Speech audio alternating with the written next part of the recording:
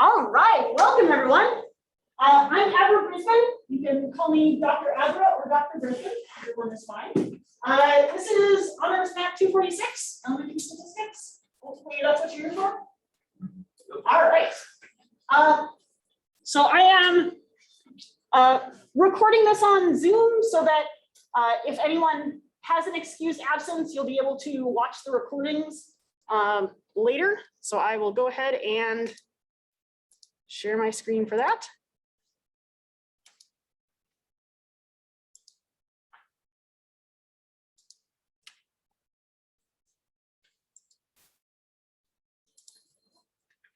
And to get us started with our announcements, I really like to have a lot of short, frequent assignments rather than like putting a lot of work on you right before the exam.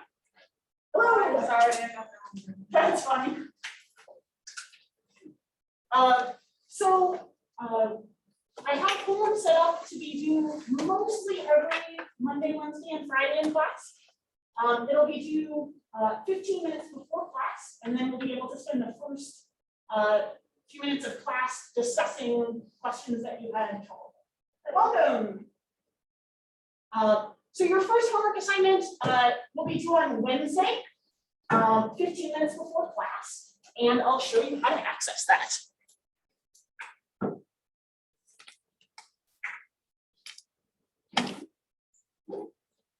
So on Canvas, we have a link to our first homework assignment. And this will open up in WebWork. And I can't log into it because I am not a student. I log into it in a different way. That's okay. If you're clicking on this, it will take you directly to the homework assignment. And WebWork is really great because it lets you try the problems and get immediate feedback about whether you got them right. And the way I have it set up is you get unlimited attempts. So you can try the problems as many times as you want. So go ahead and aim for 100% on homework.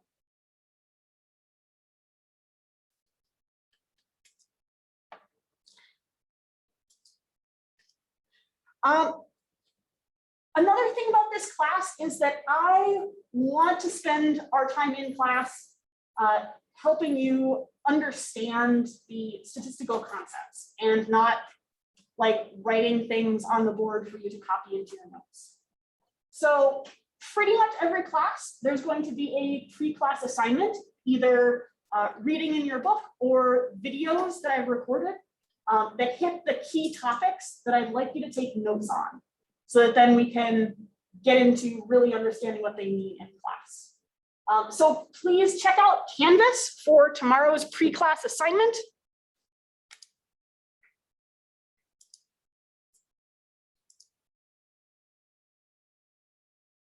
Our list of pre-class assignments for chapter 1 is here. And that will take you to our video for tomorrow. I recommend taking notes on these as if it were a lecture you were seeing in class. But I've also provided some suggested points of some specific things that it would be good to have in your notes to prepare you for what we're doing tomorrow. Questions about either of those things? All right.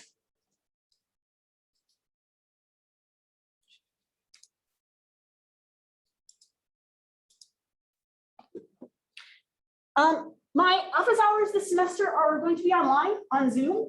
I did that last year because of COVID, and I actually found it worked out really well to have people be able to attend the drop-in office hours from your dorm room or you're traveling home.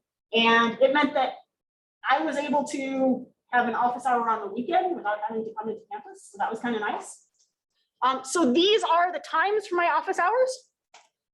Mondays and Wednesdays from 2 to 2:50. So right before our class. Fridays from 12 to 12:50, and then Saturdays from 1 to 2. So I've tried to space them out at some different times throughout the week. So hopefully if you can't make one of these, you can make another one. But if none of these times work for you, please send me an email. I'm happy to schedule a time for an appointment for another time. And the link for these is also on Canvas.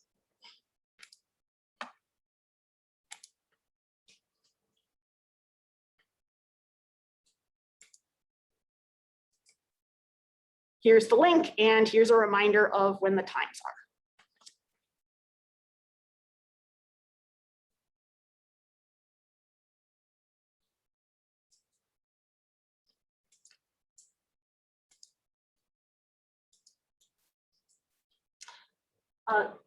There's my daughter.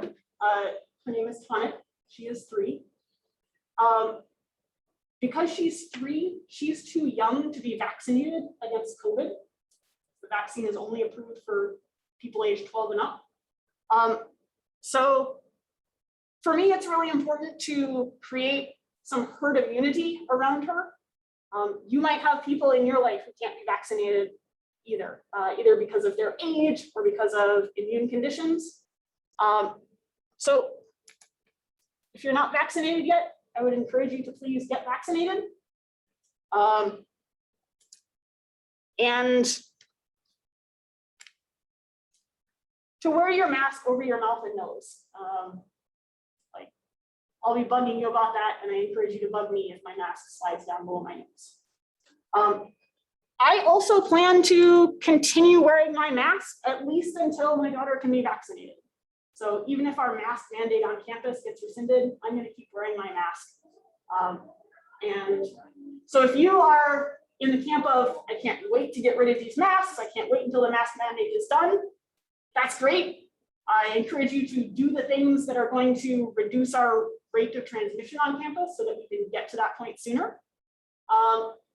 But if you're in the camp of, you have someone in your life who you really want to protect against COVID, and you plan to keep wearing your mask after the mask mandate is done, know that you won't be alone. All right, we talked about the fact that this is a flipped class.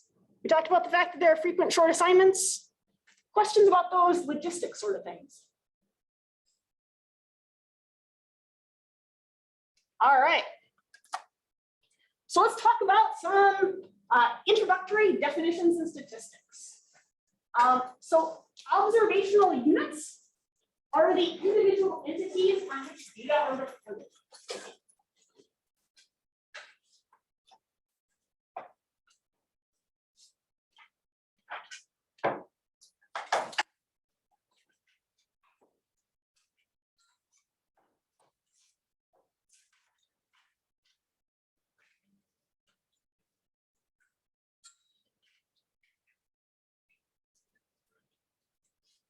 So for example, if you're doing a survey, the observational units are probably the people, individual people that you're surveying.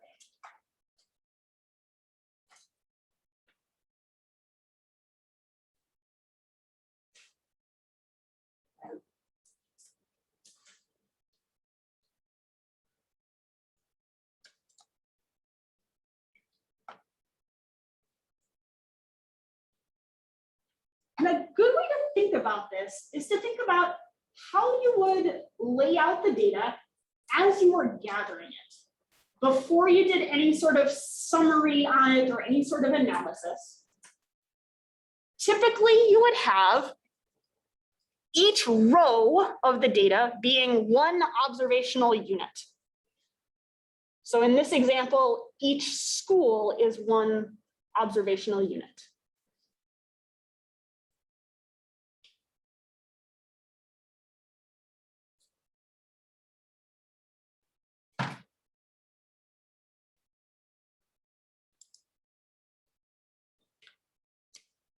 And each, let me back up.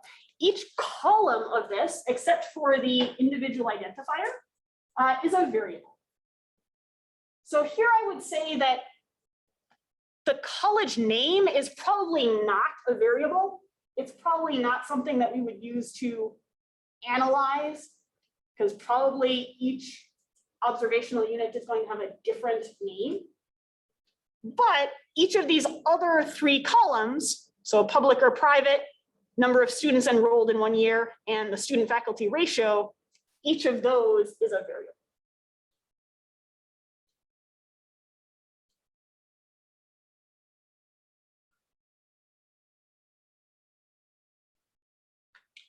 And variables come in two types. Quantitative variables are numerical values where arithmetic makes sense.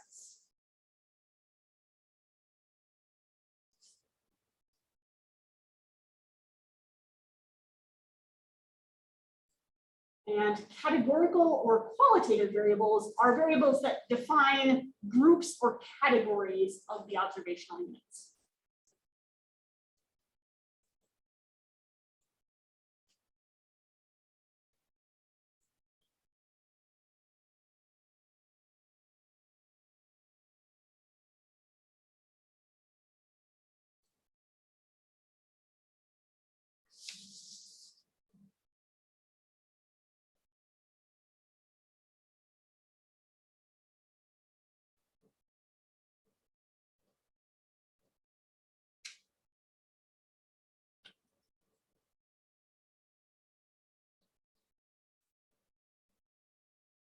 So for example, in our colleges data set here, the number of students enrolled in 1 year is a quantitative variable because it's represented by numbers. And it makes sense to say that Madison has more students enrolled than St. Norbert does. So that numerical comparison is meaningful.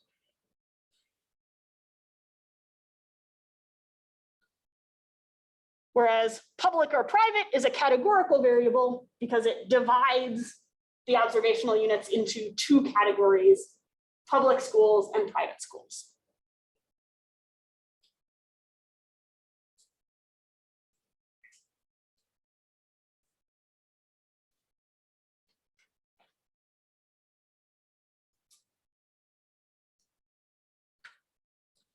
Something to watch out for is that some categorical variables can look numeric. So for example, for zip code is written as a number, but it doesn't really make sense to say that my zip code is more than yours is.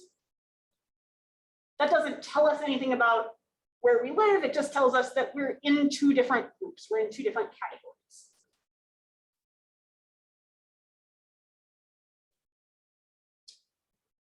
And similarly, we could have Packers fan, and we could encode that with a 1 to represent yes and a 0 to represent no. But that's still just dividing the data into two different categories, yes and no. The fact that it's represented by numbers doesn't give us any additional information about 1 being more than 0.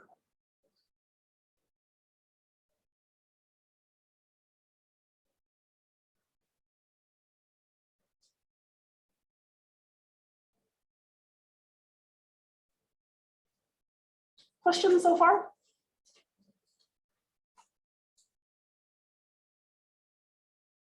All right.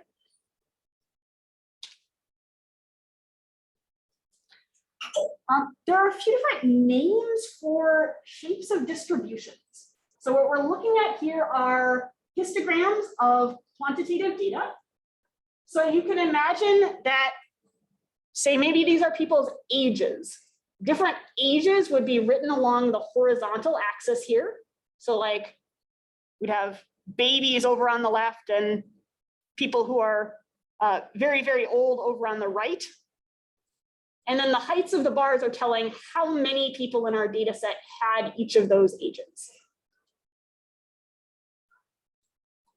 So in that case, a data set can be skewed if it has a long tail or outliers. And we name the skew after the side that the long tail or outliers are on.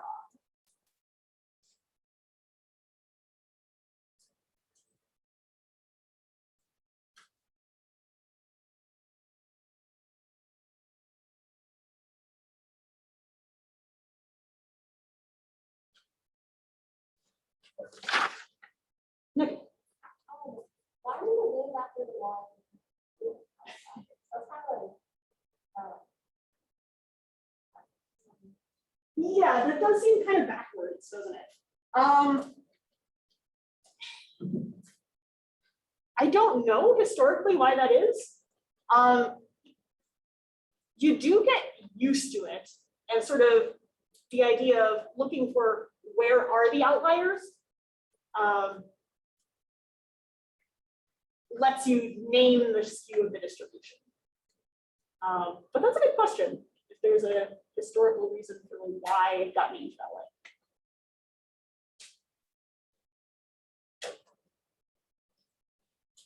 What's your name? Sandra, Sandra. I think it makes sense because the definition of skew is like if it's pulling in a certain direction, and that's what outliers do. So if the outliers are in the left, you're pulling everything to the left. Yeah, that sounds good. Thank you.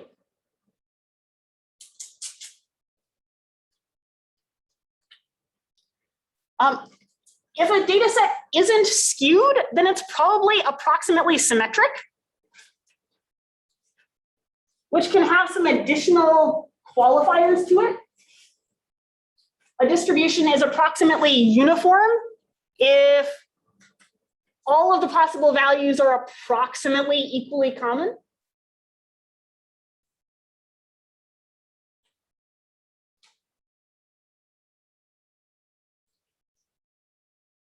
It's approximately symmetric and bell-shaped or normal. If it has sort of this peak in the middle, sort of looks like a bell or a hat, maybe.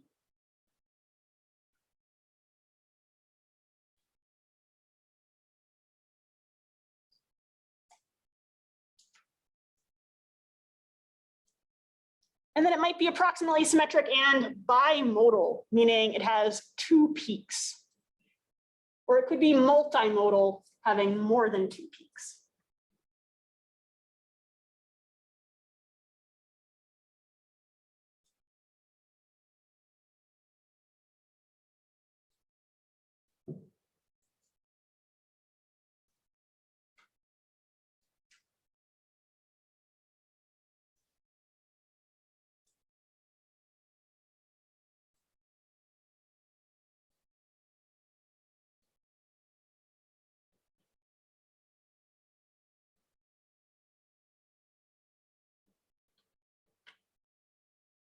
All right.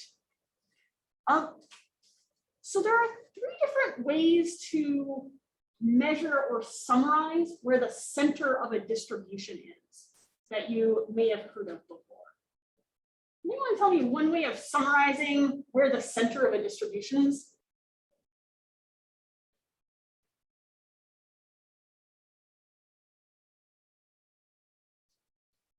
Mary?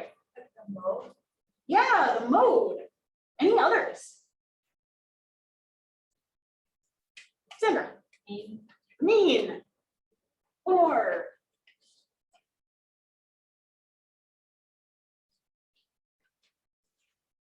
Sandra?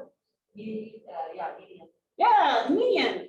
So mean, median, mode, you may have heard of in maybe a statistics class in high school. The mean is the average value, and we give it this formula. So X bar is the symbol that we use to refer to the mean of a variable X in a sample.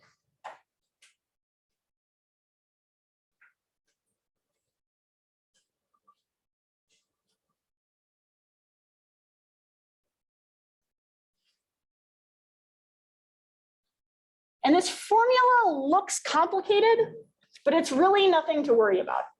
All this is saying is X sub I is the ith data point of whatever the variable X is. And this sort of squiggle is the Greek letter sigma. That's saying to take the sum. So that's just saying we're taking the sum of all of the values of X across all of the observations.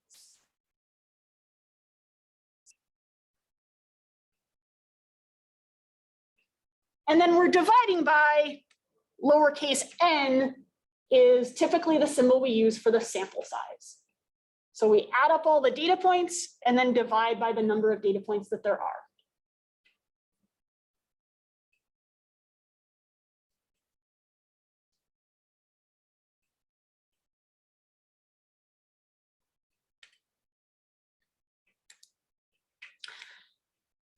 The median is the middle value if you put all of the observations in increasing order. Or if there's an even number of observations, then you take the average or the mean of the two values that are in the middle.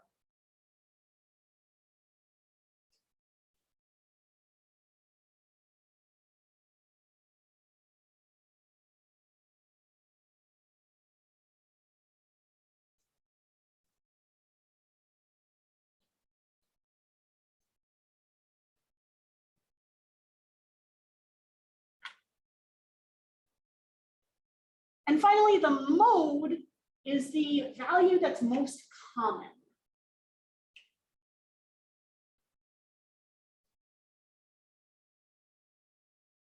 So the mode is the only one of these that you can have more than one of.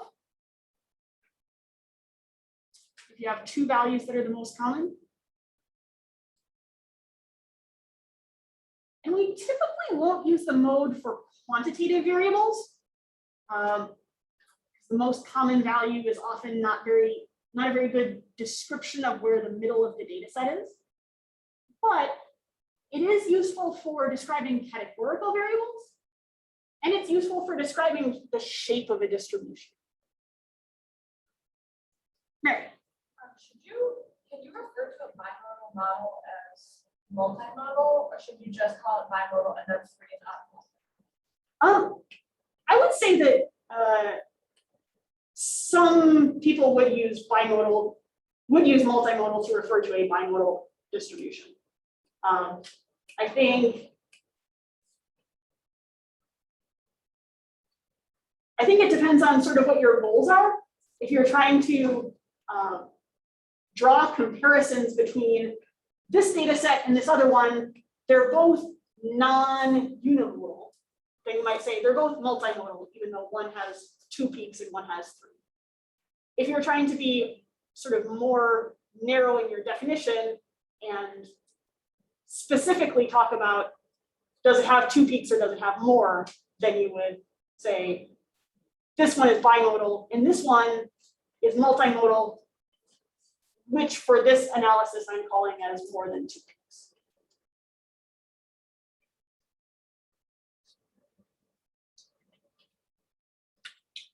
All right, so to find the mean and median on a calculator, here's what you do. Do you have your calculators with you today?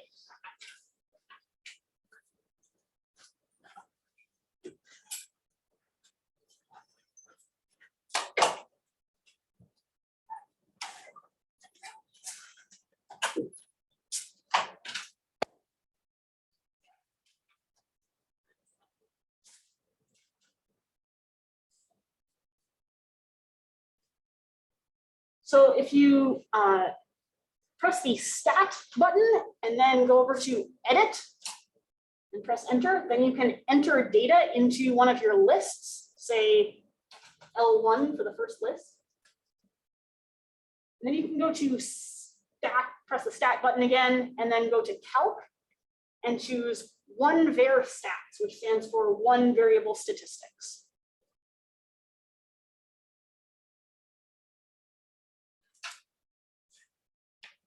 And then put in L1 for the list that you want to find the statistics about, which you can get to by its alpha key and then the number 1, something like that.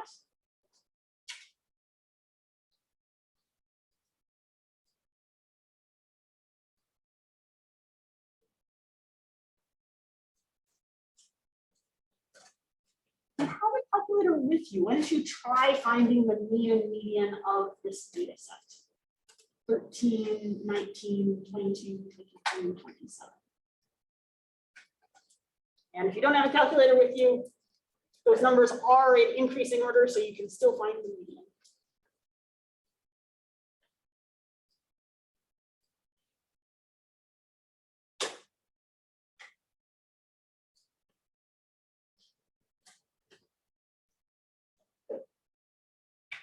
In that output, you'll see there's an X bar, that's the mean, and then there's an MED for the median.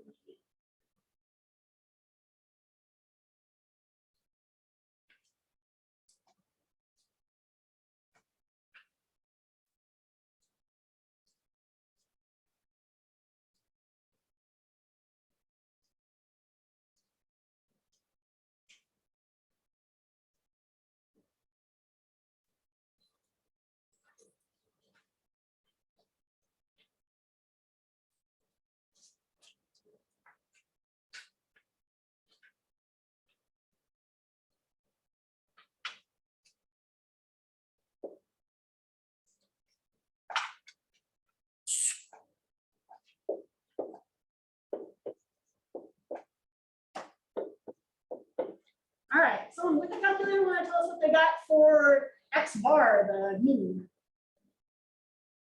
20.8. 20.8? Excellent. And someone else, what did you get for the median? 22, middle value in when they're listed in increasing order. Excellent. So both of those look like pretty reasonable measures of where the middle of this data set is.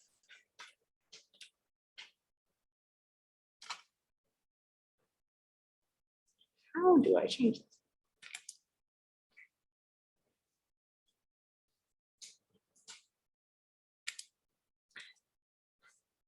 So now try finding the mean and median of the same data set, but with an extra data point of 93. So you should just be able to go back to your list L1 and add 93 at the bottom.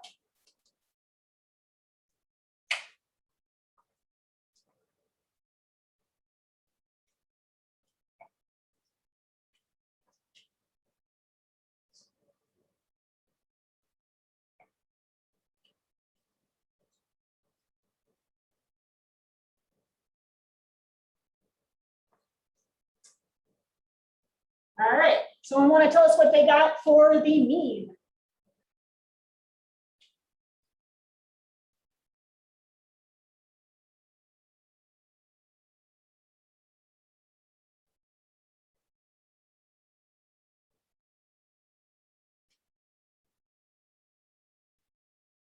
Yeah.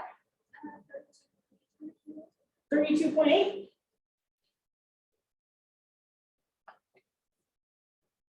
And what'd you get for the median? 22.5. So the average of the two middle values, 22 and 23. All right, so we added an outlier at 93. Which of these measures of center changed more? Yeah, the mean changed more.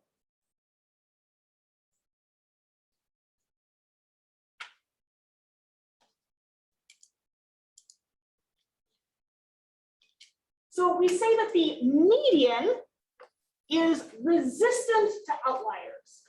It tends to resist changes when there are outliers.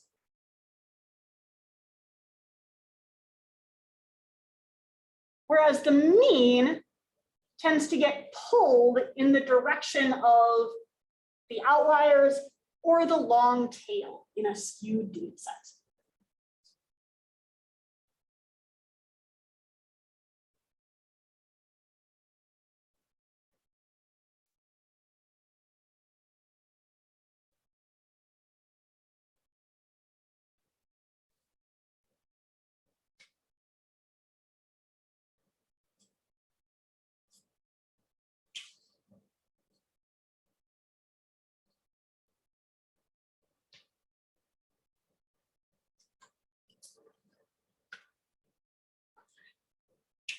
So we can use this to help us relate to the shape of a distribution.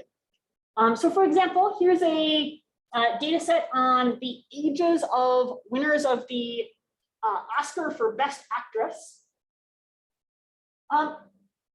What description would you give to the shape of this data set? Mary, what would you say? Right skewed? Does that seem reasonable to people? Yeah, it looks like it's not super duper skewed, but it does look like it has these two observations out here on the right tail that are, it might be outliers.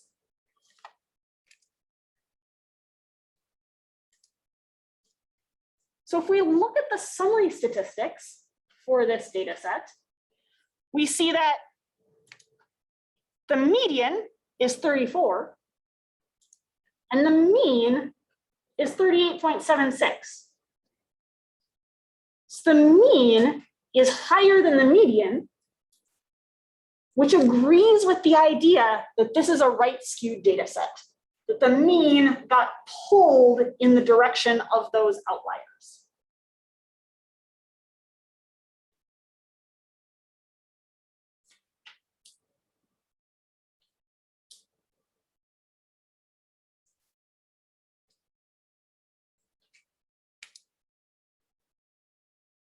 All right. Another form of description of a data set is the standard deviation. And what this describes is the horizontal variability. So what it's measuring is the typical distance between values in a data set and the mean of that data set.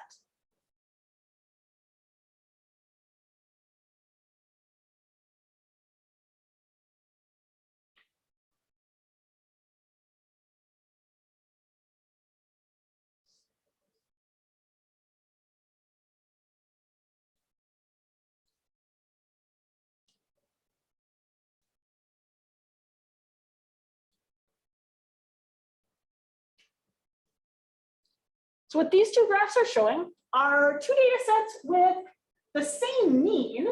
Their mean is 10, but the amount of horizontal spread around the mean is very different. So in the data set on the left, the points are clustered tightly around the mean. So that's a small standard deviation. Whereas in the data set on the right, the points are spread out far from the mean, giving a large standard deviation.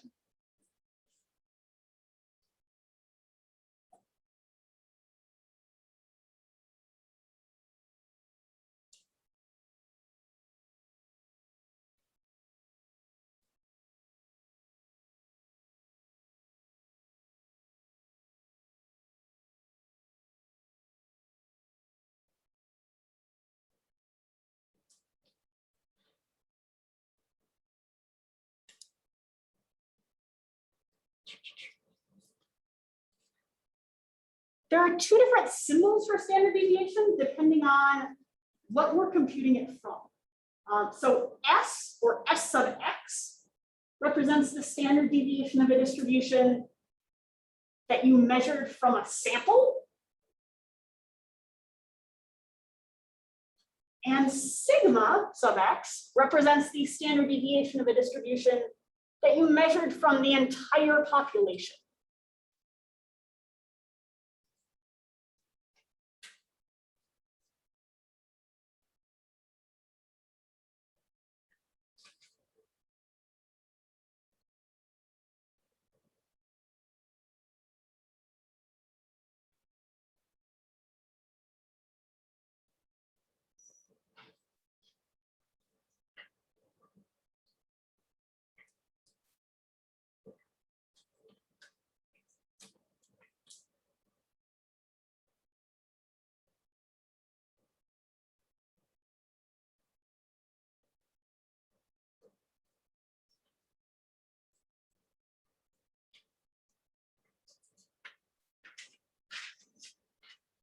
So let's give this a try. We have a data set on the flight times of a random sample of flights from Las Vegas to Newark. Try using one variable statistics to find the standard deviation of flight times from the sample.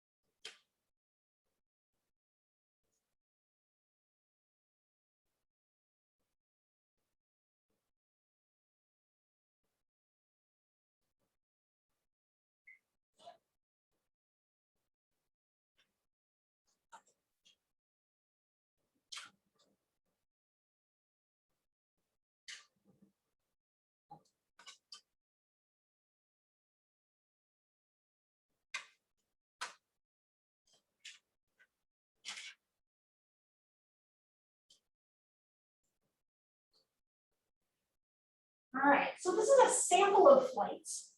So do we want to be looking at S sub x or sigma sub x? This is S sub x because it's a sample. And what was that number?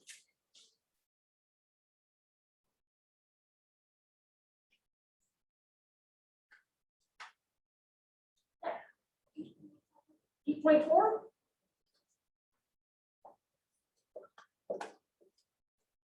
Excellent. And for completeness, what is sigma sub x here?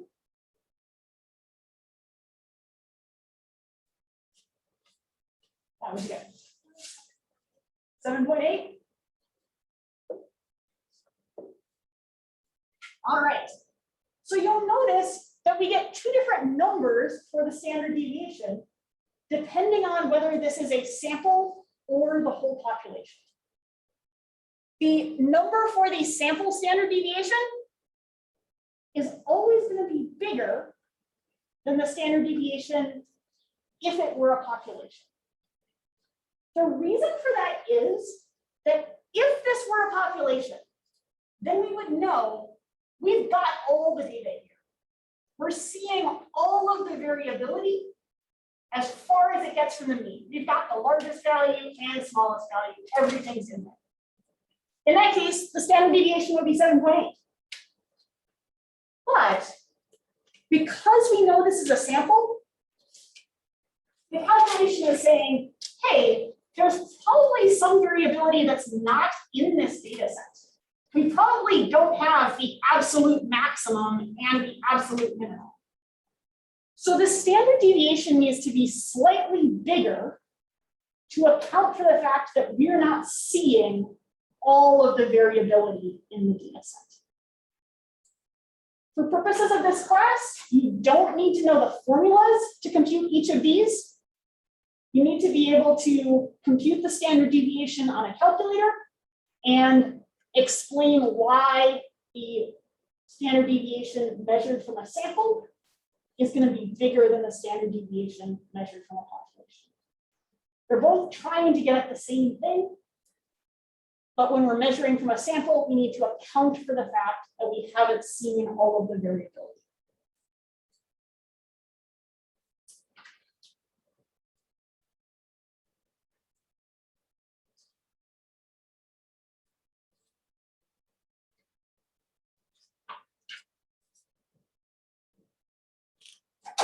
Questions about this?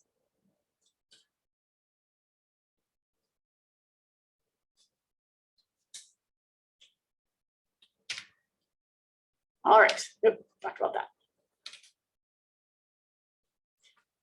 So to summarize, our S sub x is a better estimate of what sigma sub x, the population standard deviation, would be if we could measure the whole population, if we could gather all of the data, not just a sample.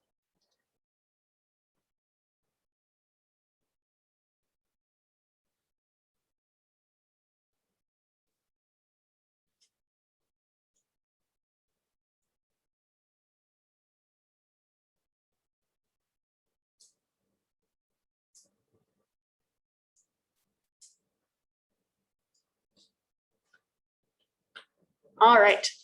So let's try combining these ideas of mean, median, and standard deviation. With your table, please decide which of these graphs matches with each of the values of the mean, x bar, the median, m, and the sample standard deviation, s.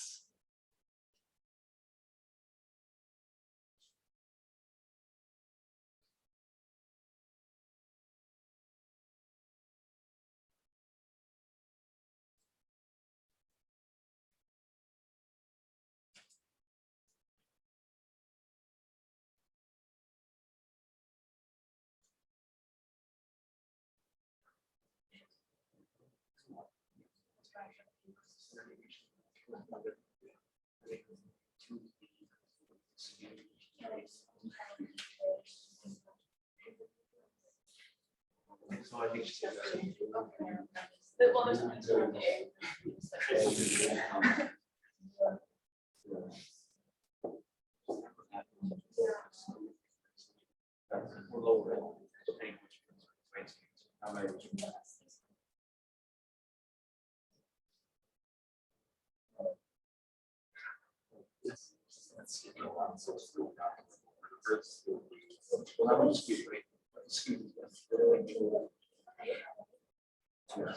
Excuse race with outliers. Oh, yeah, yeah.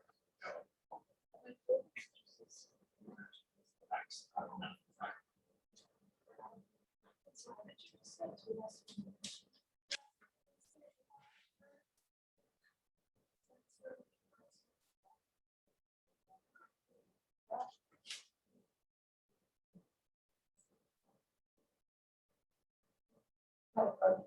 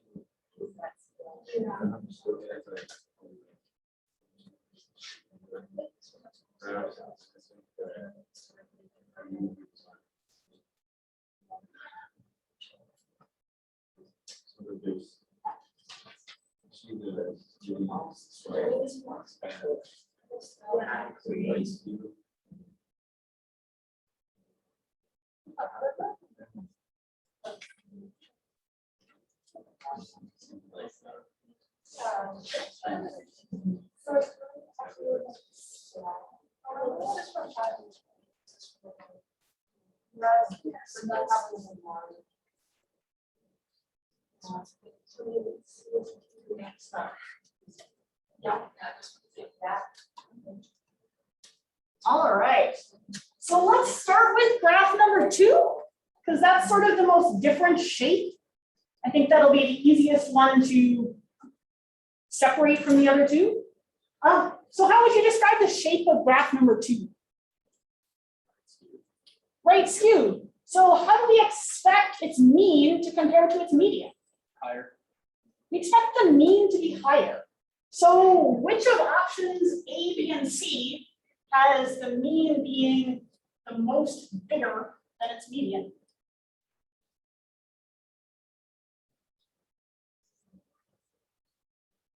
That's graph C.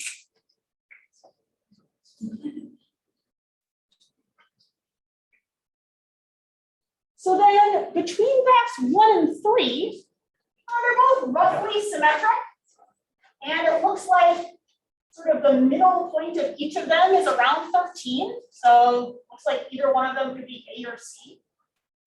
So the way to distinguish between those is the standard deviation. So between graphs 1 and 3, which one is going to have the larger standard deviation?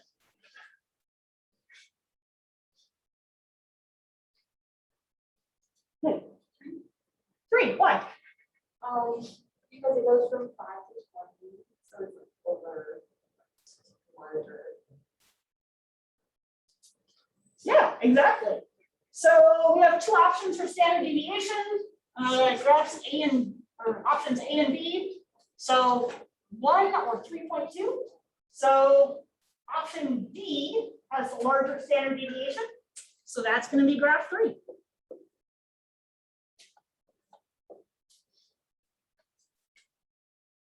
questions about this?